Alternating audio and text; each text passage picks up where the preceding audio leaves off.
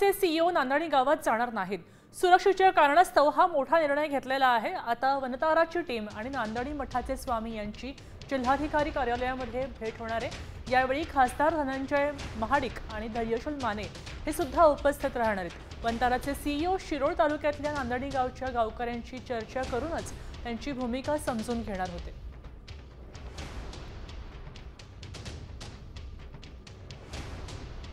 आपल्यासोबत रणजित माझगावकर जोडले गेले आहेत, ते आपल्याला समजावत आहेत नेमकं प्रकरण काय। रणजित,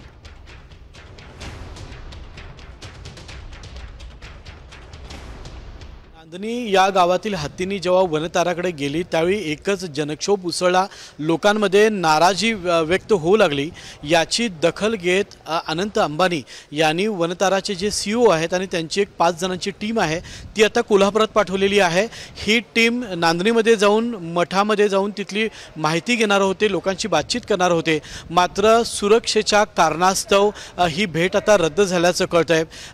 गेली तास ते सव्वा तास ही सर्व टीम कोल्हापुरातल्या एअरपोर्टमध्ये सध्या आहे आणि कोल्हापुरातल्या कलेक्टर ऑफिसमध्ये सध्या ही मीटिंग होणार असल्याचं कळतंय। या मीटिंगला साधारण कोल्हापूरचे खासदार धनंजय महाडिक, खासदार धैर्यशील माने आणि वनताराचे सीईओ तसेच इतर अधिकारी उपस्थित राहणार आहेत। मात्र हत्तीनी संदर्भातला जो जनक्षोभ उसळलेला आहे त्यातून कुठला प्रकार घडू नये या दृष्टीनं मोठा पोलीस बंदोबस्त सध्या नांदणीमध्ये तैनात केलेला आहे आणि मठाचे जे मठाधिपती आहेत ते सुद्धा आता कोल्हापूरच्या दिशेने रवाना झालेले आहेत आणि ते आता जिल्हाधिकारी कार्यालयात थोड्याच वेळात पोहोचतील, तिथं ही बैठक होणार आहे।